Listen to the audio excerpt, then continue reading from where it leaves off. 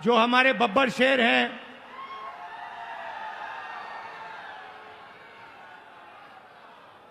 आप ओडिशा की जो जनता है उनकी रक्षा करते हो।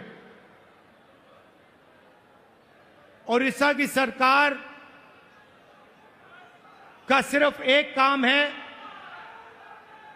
ओडिशा का जो धन है उसको ओडिशा की गरीब जनता से चोरी करने का काम है। आपकी सरकार सिर्फ यही करती है। पहले बीजेडी की सरकार ये करती आई, अब बीजेपी की सरकार यही काम कर रही है। एक तरफ ओडिशा की गरीब जनता, दलित, आदिवासी, पिछड़ा वर्ग, कमजोर लोग, किसान, मजदूर, और दूसरी तरफ 5-6 अरबपति और बीजेपी की सरकार, ये लड़ाई हो रही है। और इस लड़ाई में कांग्रेस पार्टी का कार्यकर्ता जो है वो ही इस लड़ाई को ओडिशा के, वही इस लड़ाई को ओडिशा की जनता के साथ मिलकर जीत सकता है और कोई नहीं जीत सकता है। भाइयों और बहनों, बीजेपी पूरे देश में संविधान पर आक्रमण कर रही है।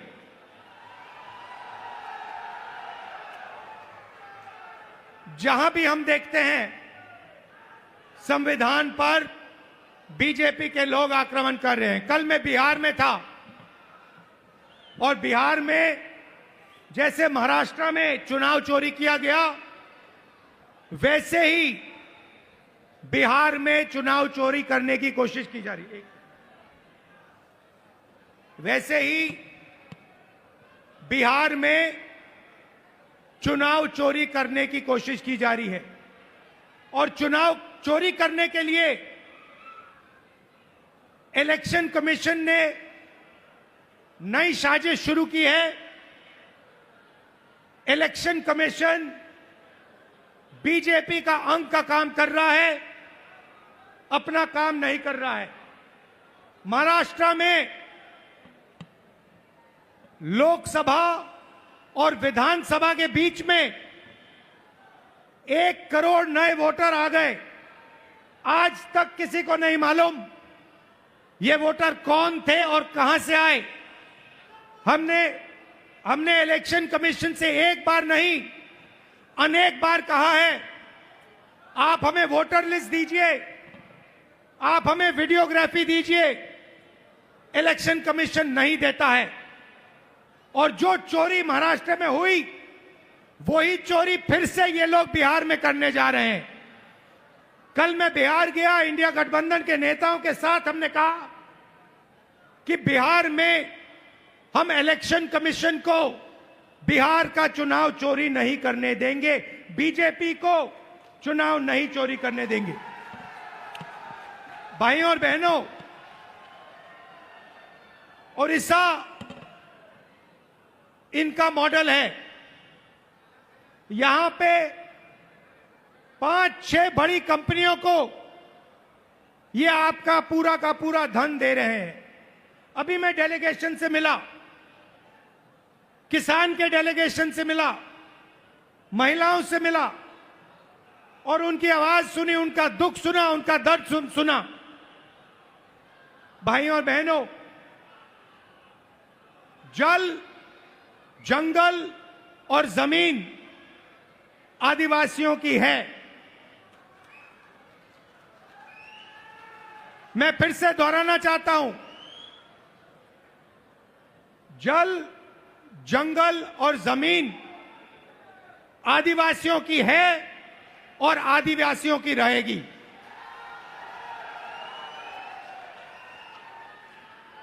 यहां पे आदिवासियों को बिना पूछे जमीन से हटा दिया जाता है, पैसा कानून लागू नहीं किया जाता है, आदिवासियों को पट्टा नहीं दिया जाता है। ये जमीन उनकी है, जल उनका है, जंगल उनका है। और कांग्रेस पार्टी पैसा कानून लाई, ट्राइबल बिल लाई, और इन कानूनों को हम लागू करके दिखाएंगे और आदिवासियों को उनकी जमीन वापस दिलवाएंगे। विकास भाइयों और बहनों, विकास 2-3% के लिए नहीं होता है। विकास 2-3 अरबपतियों के लिए नहीं किया जाता है। विकास उड़ीसा की जनता के लिए किया जाना चाहिए, गरीब लोगों के लिए किया जाना चाहिए, किसानों के लिए किया जाना चाहिए। यहां की सरकार 24 घंटा आपका धन, आपका जंगल, आपकी जमीन आपसे छीनती है, आपको जमीन से हटा देती है, आपको सही मुआवजा नहीं देती है, आपको धमकाती है, आपको डराती है। और मैं यहां स्टेज से कहना चाहता हूं, हमारे आदिवासी भाई हो, हमारे किसान हो, हमारे मजदूर हो, जिन पर भी सरकार आक्रमण कर रही है, जिनके खिलाफ अत्याचार हो रहा है, उनके साथ कांग्रेस पार्टी के सारे नेता खड़े मिलेंगे। मैं खड़ा मिलूंगा। और मैं आपसे कह रहा हूं कि जो आपका पट्टा है वो आपको कांग्रेस पार्टी दिलाएगी। अंत में कांग्रेस पार्टी ये काम करेगी। नरेंद्र मोदी जी एक नई योजना लाए थे। पूरे देश में उन्होंने फसल बीमा योजना, एक नई योजना लागू की थी। उन्होंने कहा था कि जब किसानों को मुश्किल होगी, तूफान, ओले से उनका नुकसान होगा, तो ये नई योजना उनकी मदद करेगी। और उन्होंने क्या किया? उन्होंने आपसे पैसा लिया, गरीब जनता से, गरीब किसानों से पैसा लिया प्रधानमंत्री बीमा योजना के लिए, सरकारों से पैसा लिया, सेंट्रल गवर्नमेंट से पैसा लिया, और वो पैसा उन्होंने उन्हीं 3-4 बड़ी कंपनियों को दिलवाया। आज सच्चाई यह है कि जब आंधी आती है, तूफान आता है, ओला गिरता है, किसान को मुआवजा नहीं मिलता।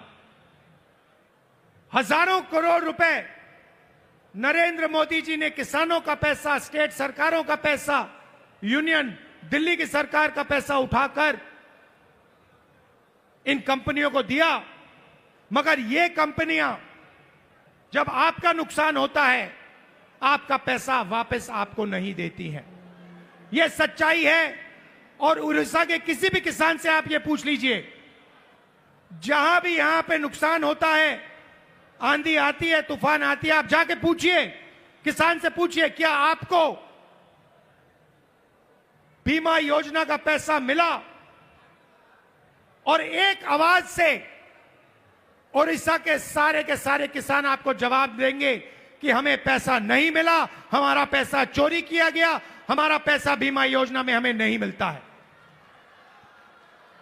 मैंने शुरुआत में कहा कि एक कॉन्स्टिट्यूशन के खिलाफ, संविधान के खिलाफ आक्रमण है। संविधान गरीबों की रक्षा करता है, संविधान किसानों की रक्षा करता है, मजदूरों की रक्षा करता है। संविधान में कहीं नहीं लिखा है कि यह देश अदानी का है, अंबानी का है, अरबपतियों का है। ये आप संविधान खोल के देखिए, इसमें लिखा है कि यह देश हर नागरिक का है, इसमें हर व्यक्ति को एक वोट मिलेगा। जमीन इस देश की है, गरीब जनता की है, किसानों की है, किसी एक अरबपति की नहीं है। मगर जहां भी हम देखते हैं, चाहे वो उड़ीसा हो, छत्तीसगढ़ हो, जहां भी हम देखते हैं, एक नाम दिखाई देता है, अदानी, अदानी, अदानी, अदानी।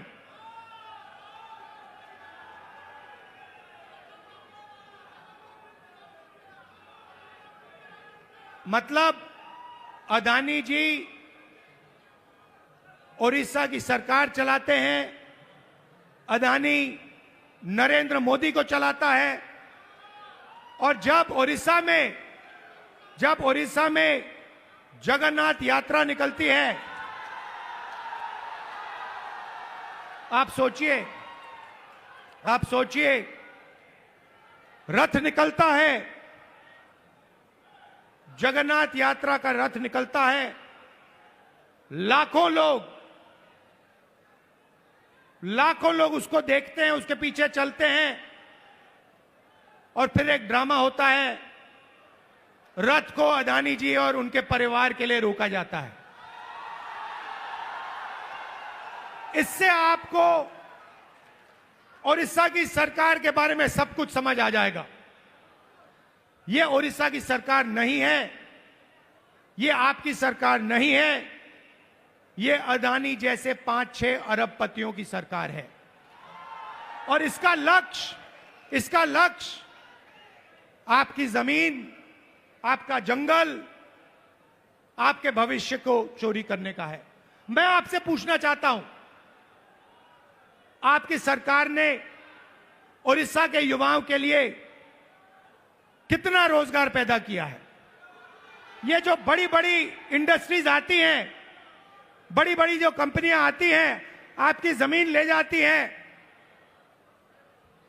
आपका धन ले जाती हैं, आपकी जो नेचुरल वेल्थ ले जाती है। मैं आपसे पूछना चाहता हूं, ये आपके कितने लोगों को रोजगार देती है? आप मुझे बताओ।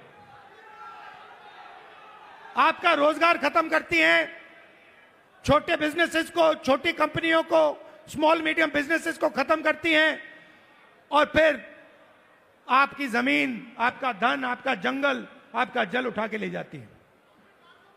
और एक नई बात शुरू हुई है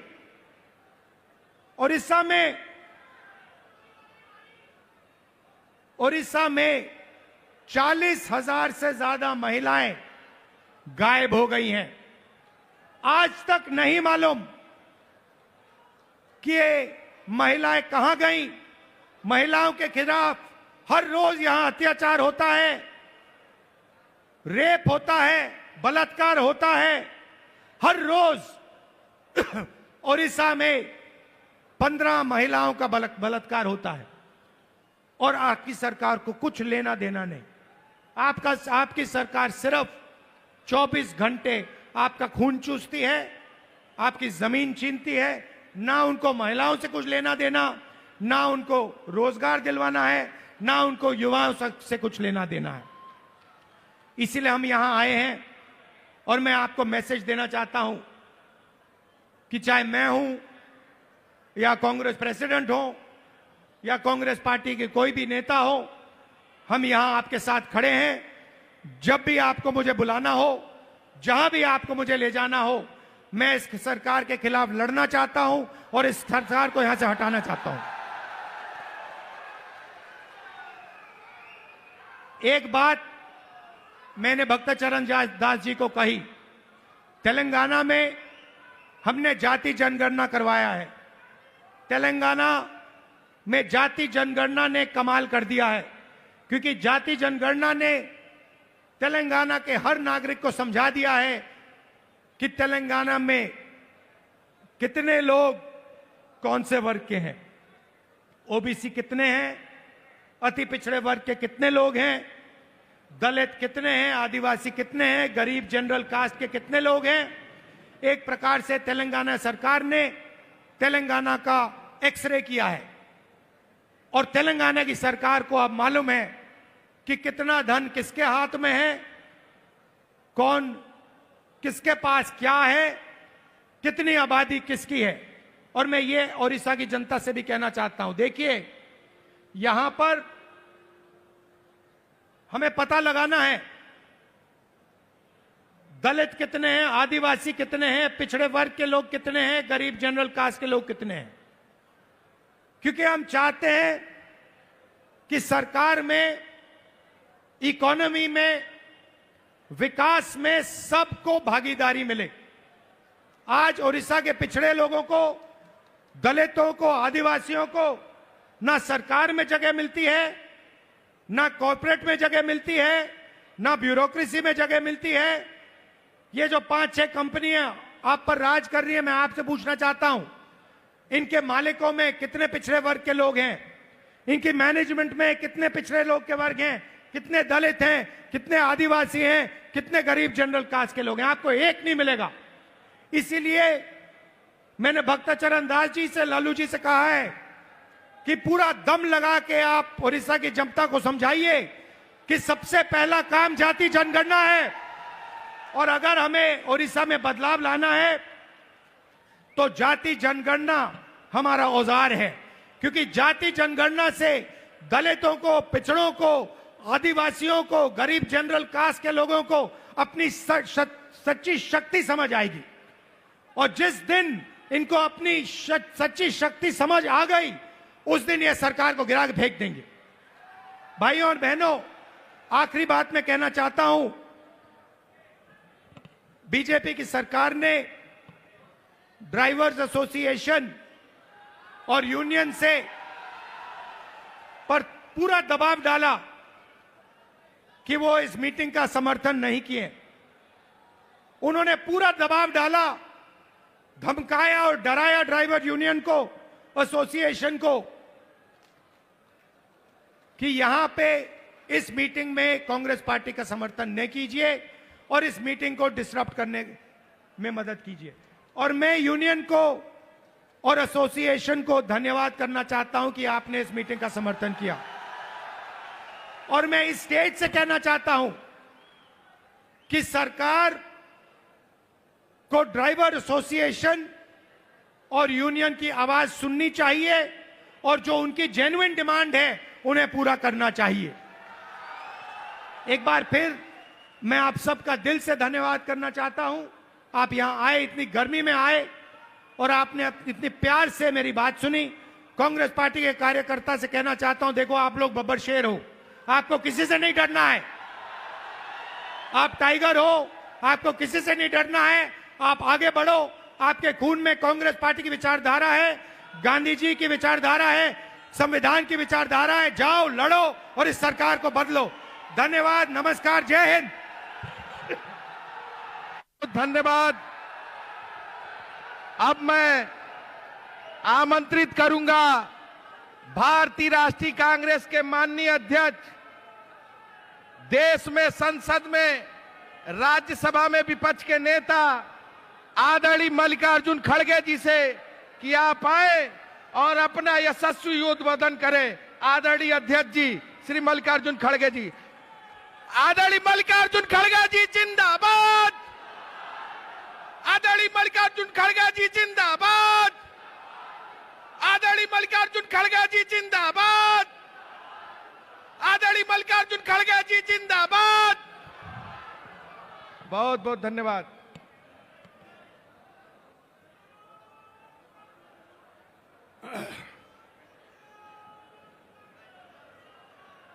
संविधान बचाओ,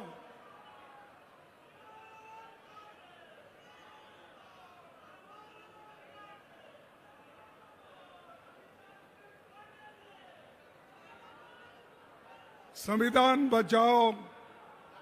ये जो सभा है, इसमें उपस्थित और अभी हमारे नेता राहुल गांधी जी ने जो बात की है, उनको मैं अपने पार्टी के ओर से उनका स्वागत करता हूं। इसी मंच पर बैठे हुए केसी वेणुगोपाल जी, अजय कुमार, लालू जी, भक्त चरण दास जी, रामचंद्र कदम जी, निरंजन पटनायक जी, प्रसाद हरिचंद्र जी और श्रीकांत जेना जी, जयदेव जेना जी, और सप्तगिरी उल्का जी, शाहनवाज चौधरी जी और इस मंच पर बैठे हुए सारे मेरे भाइयों और दूर दूर बैठे हुए मेरे माताएं, बहनें, किसान भाइयों, आदिवासी बंधुओं, दलित बंधुओं और मीडिया के मेरे दोस्तों, ओडिशा एक बहुत बड़ा महत्व रखने वाला राज्य है। सबसे पहले मैं हमारे महान नायक उत्कलमणि गोपबंधु दास जी को नमस्कार करता हूं। बैरिस्टर मधुसूदन दास और यहाँ के सभी महान सेनानियों को श्रद्धांजलि अर्पित करता हूं, जिन्होंने देश के आजादी के लिए लड़ी है और अपना आवाज देश के आजादी के लिए उठाई है। उन सब को मैं श्रद्धांजलि अर्पित करता हूं और उन सब को मैं नमन करता हूं। कांग्रेस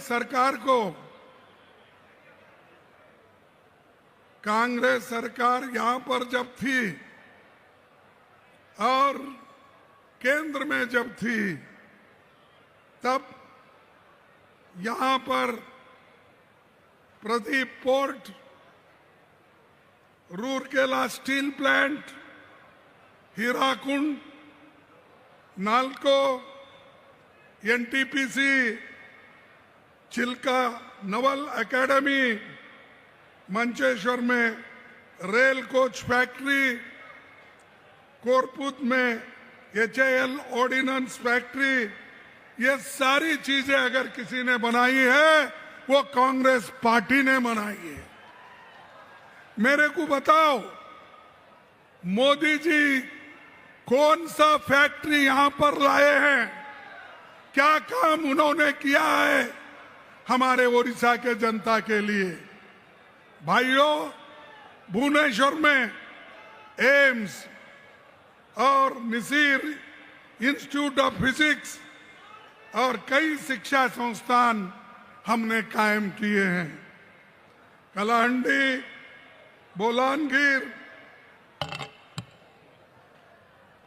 बोलानगिर और कुर्तापूत केपी के जिलों में ट्रांसफॉर्मेशन की योजना बनाई है। नेहरू जी के प्रधानमंत्री काल में भुवनेश्वर को अगर राजधानी किसी ने बनाई, वो पंडित जवाहरलाल नेहरू जी ने बनाई। ये कोई नहीं थे। आज जो बीजेपी को लोग उड़ उड़ के बात करते हैं, इनका कंट्रीब्यूशन भुवनेश्वर के लिए, ओडिशा के लिए जीरो है। जीरो है ना? अरे ये बगैर काम करे मुफ्त में प्रचार लेना चाहते हैं, लेकिन हम लोग ओडिशा के जनता के साथ खड़े होकर ओडिशा के लिए कांग्रेस ने काम किया और आज इसी वजह से ओडिशा में इतने बड़े बड़े पब्लिक सेक्टर आए। लेकिन मोदी जी कोई काम न करते हुए आपने जो कमाया था और कांग्रेस पार्टी ने जो दिया था, उस सब को मोदी बेच रहा है। एयरपोर्ट बेच रहा है, माइंस बेच रहा है, जंगल काट रहा है, जमीन बेच रहा है और पानी भी दूसरों को दे रहा है। अभी जैसा राहुल जी ने कहा, जंगल, जमीन, जल, यह सभी मोदी जी अपने मित्रों को दे रहा है। लेकिन यहां की सरकार अब की नींद कर रही है, पहले की भी नींद कर रही थी। अरे हम तो वैसे लोग हैं काम करके दिखाते हैं, सिर्फ नाम के नहीं हैं हम। यहाँ के लोगों के प्रगति के लिए, उन्नति के लिए बहुत कुछ काम कांग्रेस ने की है। लेकिन मैं एक चीज आपको बताना चाहता हूं, 55 साल हमारी गवर्नमेंट थी, केंद्र में 160 पब्लिक सेक्टर्स हमने बनाया। कितने बनाया? 160। और 160 में उन्होंने अब तक कम से कम 23 पब्लिक सेक्टर्स, बड़े कारखाने मोदी ने बेच डाला। मोदी का काम यही है, कमाओ आप, खर्च करेंगे हम, बेचेंगे हम, खाएंगे हम। तो इसीलिए इनको सबक सिखाना जरूरी है। और जब तक, मैं ये कहना चाहता हूं, अगर ओडिशा कांग्रेस को जीत दिलाएगी तब पूरे हिंदुस्तान में कांग्रेस का राज्य बनेगा। यह आप ध्यान में रखिए। और कौन से भी बीजेपी हमेशा ये करती है कि पहले तो चीफ मिनिस्टर चुनती है, उसके साथ ही साथ अदानी अंबानी पीछे लगते हैं। कौन सी जमीन अच्छी है, कौन सी खनन अच्छी है, कौन सी जगह अच्छी है, कहाँ पावर प्लांट बनाना है, ये ढूंढते रहती है। तो इसीलिए इन लोगों को हम सबक सिखाना है। और मुझे मालूम है कि ओडिशा के लोग मजबूत हैं और ऐसे बीजेपी को सबक सिखाएगी, जरूर सिखाएगी।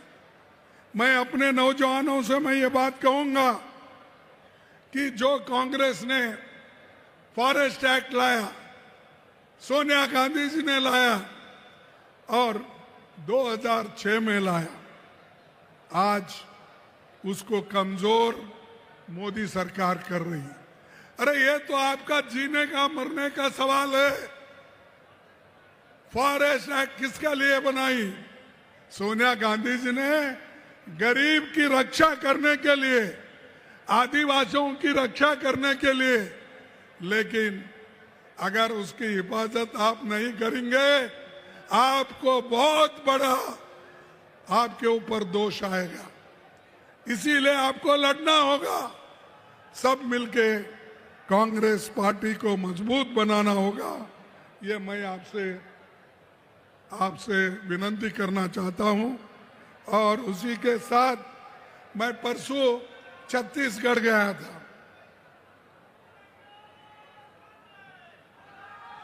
मैं छत्तीसगढ़ गया था, वहां भी यही है, जितने भी आदिवासी के लोगों के जमीन है, जंगल है, वो काटने शुरू किए हैं। क्योंकि इंडस्ट्री के नाम पे वो जंगल हर जगह काटते जा रहे हैं। तो ये दोस्तों, मैं आप सबको यही कहूंगा, मोदी का एजेंडा ये है कि इस देश के संविधान को खत्म करना। वो कहते थे 400 पार तुम सीट दो, इस बार 400 पार आएंगे। तुम अगर सीट देंगे तो हम संविधान बदलेंगे, ये उनका वायदा था। अगर संविधान बदल गया, याद रखो, आप लोगों को जो पंडित जवाहरलाल नेहरू, डॉक्टर अंबेडकर, महात्मा गांधी जी, इन्होंने जो अडल्ट फ्रेंचाइज नौजवानों को, बूढ़ों को और सभी लोगों को जो वोटिंग का अधिकार दिया है, वो अधिकार इनके गवर्नमेंट ने छीन लिया जाएगा। यह कोशिश हमेशा उनकी रही है। आज भी देखिए, अभी हमारे नेता जिक्र किए राहुल गांधी जी ने, महाराष्ट्र में अब जो सरकार बनी है वो चोरी की सरकार है, वो चोरों की सरकार है। 85 लाख वोट को बदलकर वहां पर उन्होंने अपनी सरकार बनाई बीजेपी वाले। आज वही कोशिश, कल जो राहुल गांधी जी बिहार गए थे, आप देखे होंगे बिहार में जो बहुत बड़ी रैली हो गई, वहां पर 7 करोड़ वोटर में से 2 करोड़ वोटर्स को वो काट रहे हैं। क्या ऐसी सरकार आपको चाहिए? क्या ऐसे लोग चाहिए? क्या इससे लोकतंत्र बचेगा? बचेगा लोकतंत्र? तो ऐसे गद्दारों को हम निकाल देना चाहिए, उनको सबक सिखाना चाहिए। अगर आप सबक नहीं सिखाएंगे, अपने पैरों पे आप कुराड़ी मार लेंगे। ये लोकतंत्र है, इसीलिए आप इतने लोग अब आए हैं। ये लोकतंत्र है, इसीलिए आदिवासी को रिजर्वेशन मिला है। ये लोकतंत्र है, संविधान है, इसीलिए शेड्यूल कास्ट को आज उनको भी रिजर्वेशन मिला है। और समानता, शिक्षण, स्वास्थ्य, ये सब चीजें संविधान के वजह से सबको मिला है, सब लोगों को मिला है। इसको अगर बचाना है, आप लोग एक होना, मजबूत रहना। हाल ही में मैं सुना, देखो सुनिए बाबू, सुनिए, तुमको भी बोलने में आसानी होगा कि जो बीजेपी सेक्युलर और सोशलिज्म इस शब्द को कॉन्स्टिट्यूशन से हटाना चाहती है। क्यों हटाना चाहती है? अरे उनके संविधान में तो, उनके जो पार्टी की संविधान है उसमें सेक्युलर सोशलिज्म लिखा हुआ है। और 1980 में उन्होंने जो संविधान बनाया उसमें ये उन्होंने लिखा है, हम भी संविधान में जो लिखा है उसका पालन करते हैं। अरे कहाँ पालन करते हो? हर जगह आरएसएस और बीजेपी ऐसे बातें कहते हैं, गरीबों के खिलाफ कहते हैं, संविधान के खिलाफ कहते हैं। इसीलिए मेरा नौजवानों से एक नम्र विनती है, आप जागो, उठो, संविधान की रक्षा करो, तभी तुम बचेंगे।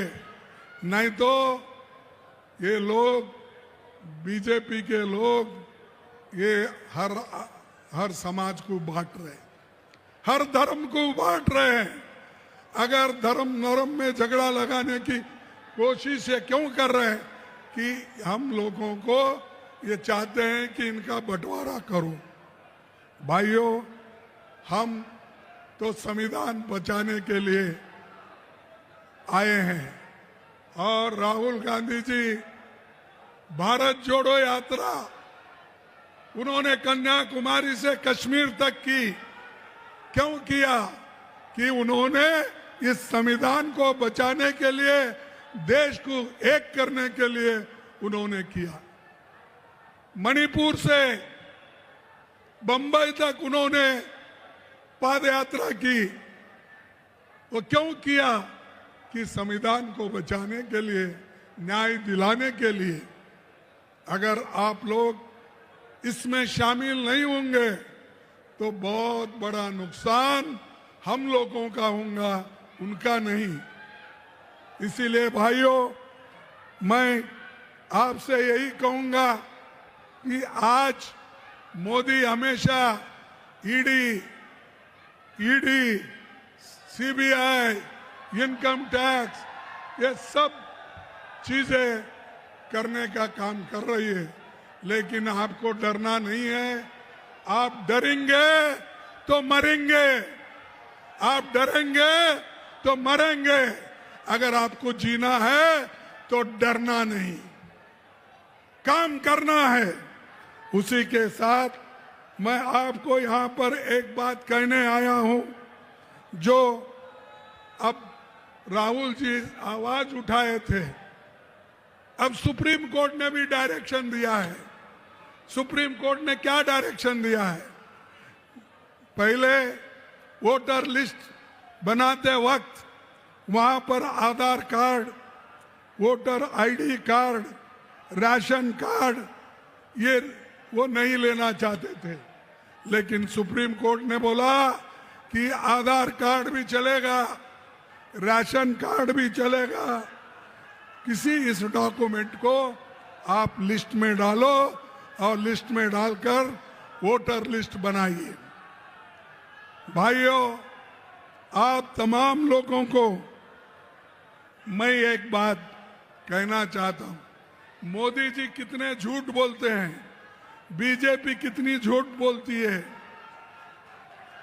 उन्होंने ये जो हिंदुस्तान पाकिस्तान का युद्ध हो रहा था,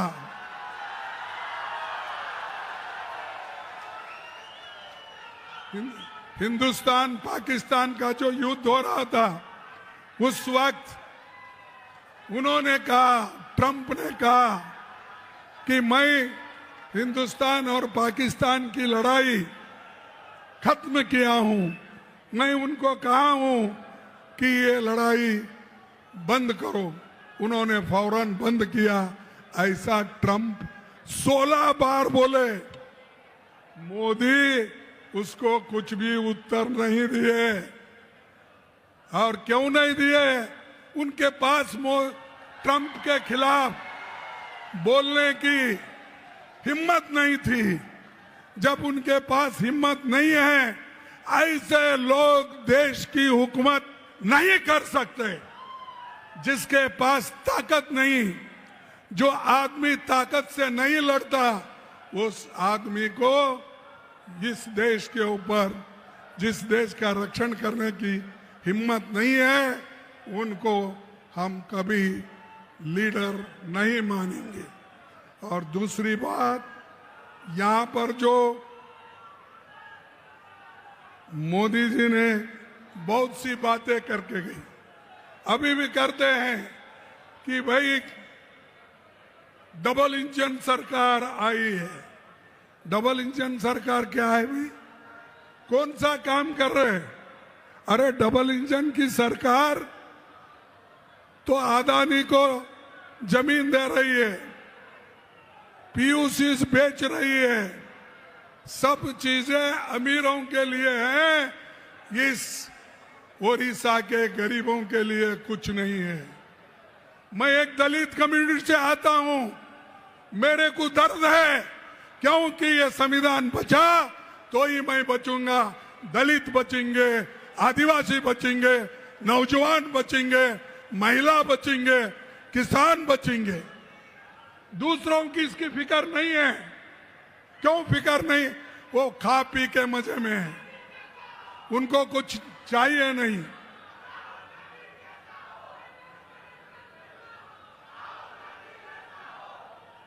अरे जरा चुप बैठो भाई, बाद में तुम्हारा जोश दिखाओ। इलेक्शन आ रहे हैं नजदीक, उस इलेक्शन में अगर जीत के आए तो हम आपके ऐसे 100 ललकार सुनेंगे। थोड़ा पहले सुनने का सीखो भाइयों। और एक बात आपको ये कहूंगा कि राहुल जी मणिपुर गए तो मोदी क्यों नहीं गए भाई? मोदी क्यों नहीं गए? आज तक नहीं गए।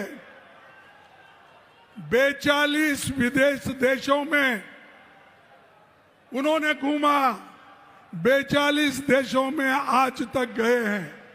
अभी भी 8 राष्ट्र का घूम रहे हैं, मालदीव्स को जा रहे हैं।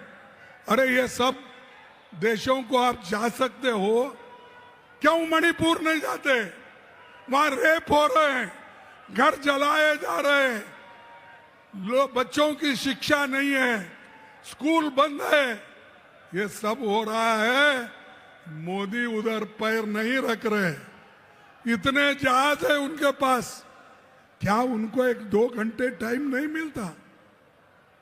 आपको पाकिस्तान के लोगों को बिन बुलाए जाकर उनसे गले मिलते हो, हर लीडर से जाकर गले मिलते हो, तो क्या आपको मणिपुर के महिलाओं का रक्षण करने के लिए, महिलाओं को, बच्चों का रक्षण करने के लिए, वहां के जो इतनी भारी आपस में लड़ाई चल रही है उसको शमन करने के लिए आप क्यों नहीं जाते, ये मैं पूछता हूं। लेकिन उनको देश के बारे में हमदर्दी नहीं है, उनको सिर्फ गले में मेरे को कौन बुलाकर कौन वो उनका देश का हार डालेगा, किस देश में जाके मैं वो सर्वोच्च पद लेऊं, इसमें ज्यादा उनका ध्यान है। और मैं आपसे ये कहना चाहता हूं कि ये उनके पास उधर जाने की हिम्मत नहीं है और वो जाना भी नहीं चाहते। और मैं खास करके SC ST और अल्पसंख्यक समुदाय के उनके भय को निकालना चाहता हूं। मैं चाहता हूं आदिवासी भाइयों, शेड्यूल्ड कास्ट के लोगों, किसान के जितने भी लोग हैं और युवक हैं, आपको लड़ने का सीखना चाहिए, आप लड़ना चाहिए। और मैं यही कहीं दलित लोगों से भी कहूंगा, आदिवासियों से कहूंगा कि तुम अगर लड़ेंगे नहीं तो तुम निश्चित रूप से मरेंगे। तुमको दबाने वाले लोग हैं, तुमको दूर रखने वाले लोग हैं, मनुस्मृति को लाके तुमको मंदिर से दूर रखते हैं, तुमको हर देवल से दूर रखते हैं। मैं हाल में सुना यहां पर जो एक हालात हो गई,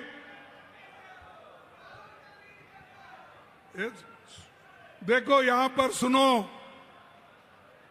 हाल ही एक खबर मुझे मिली है, उड़ीसा के गंजाम डिस्ट्रिक्ट में 2 दलित लोगों को पीटा गया, 2 दलित लोगों को पीटा गया, बाल काटे गए, 2 किलोमीटर तक घुटने पर उनको चलाने की कोशिश की और घास खाने, गंदा नाली का पानी पीने के लिए मजबूर किया।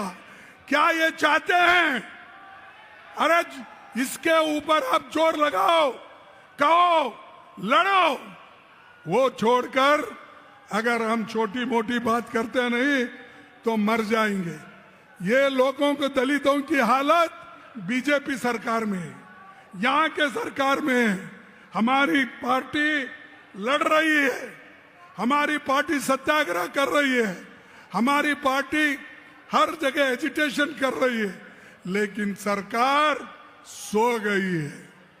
सरकार को उठाना होगा, जो चाहे उस मंत्र से उठाओ, तभी वो उठेंगे।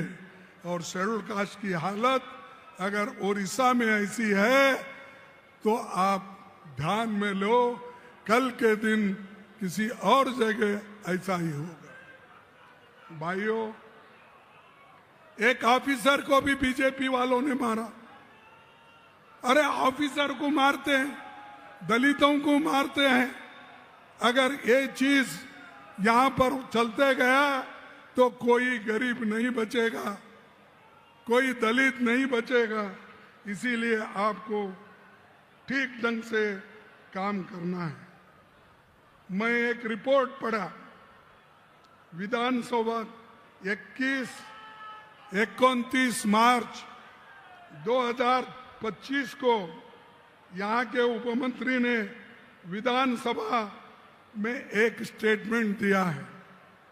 11 महीने में 28,000 महिलाओं को महिलाओं पर और बच्चों पर अत्याचार हुए। कितने? 11 महीने में 28,000 महिलाओं और बच्चों पर अत्याचार हुए। इसके खिलाफ लड़ो। ये लड़े तो ही हमारे लोग जागृत होंगे, महिला जागृत होगी, लड़ने की शक्ति आ जाएगी। तो इसीलिए आप सभी लोग, चाहे वो Gopalpur bridge Ganga gang rape हो, चाहे वो हमारे फैक्ट फाइंडिंग कमेटी कांग्रेस की भेजे थे, वो रिपोर्ट भी आया है, हम देखेंगे। उसके बाद में सदन में भी इस बात को हमारे लोग उठाए हैं और आने वाले दिनों में भी इसके बारे में ज्यादा से ज्यादा लोग ये सवाल को उठाएंगे। और एक मैं खास करके कहना चाहता हूं, यहां पर कमीशन खोरी बहुत है। अरे सैंड बेचते हैं, फॉरेस्ट बेचते हैं, हर चीज बेचने का, कमीशन खाने का।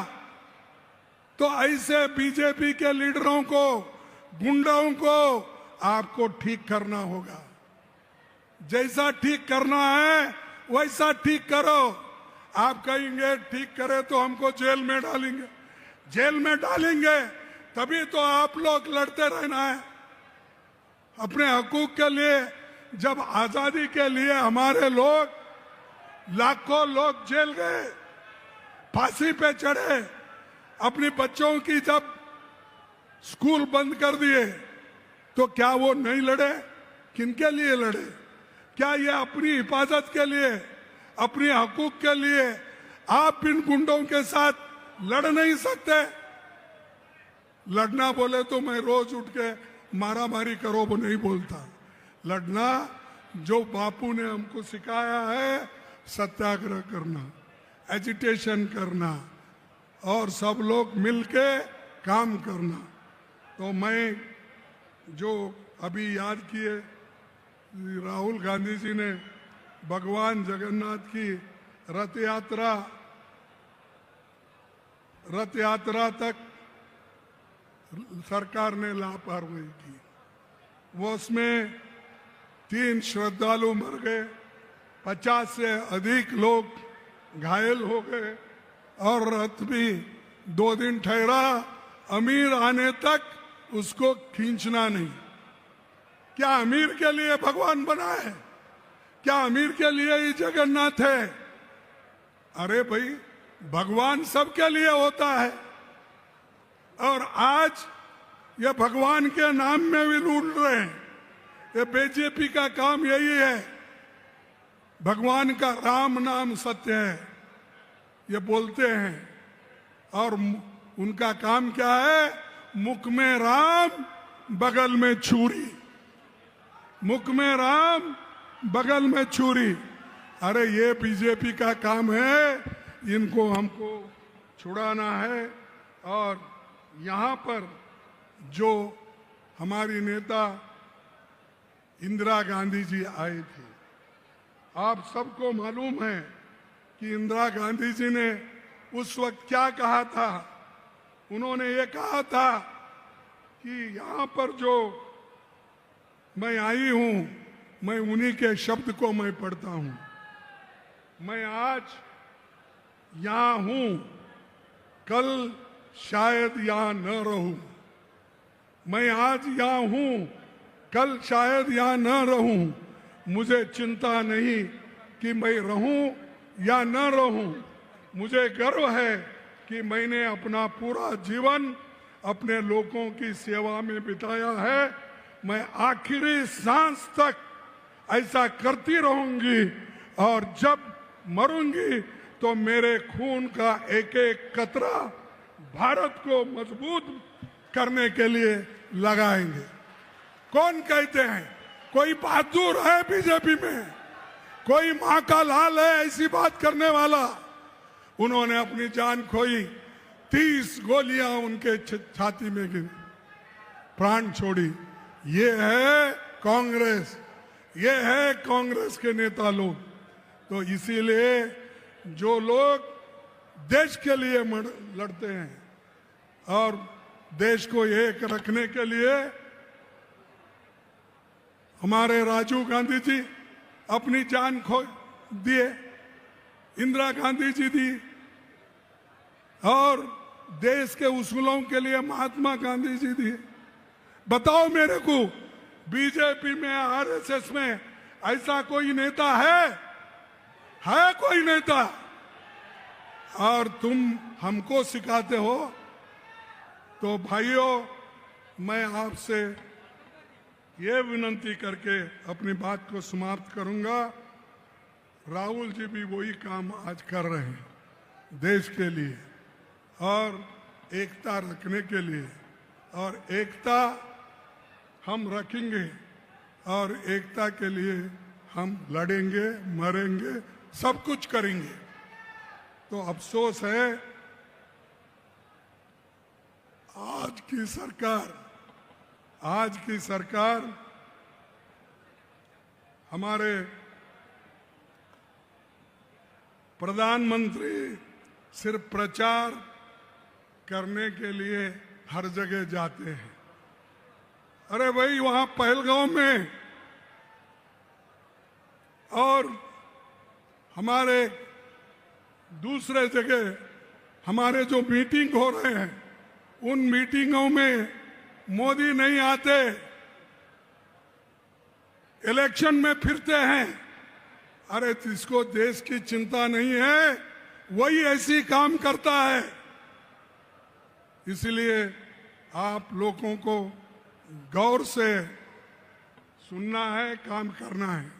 और मैं समझता हूं आज ओडिशा की कांग्रेस मजबूत हो रही है, ओडिशा की कांग्रेस मजबूत हो रही है। इसीलिए मैं कहूंगा कि आप लोग मेरे साथ एक स्लोगन दीजिए, जय कांग्रेस। क्या आज सुबह नाश्ता नहीं करे क्या आप लोग? जय कांग्रेस, जय कांग्रेस, जय हिंद, जय हिंद, जय हिंद, जय ओडिशा, जय ओडिशा, जय ओडिशा। आप सभी को धन्यवाद।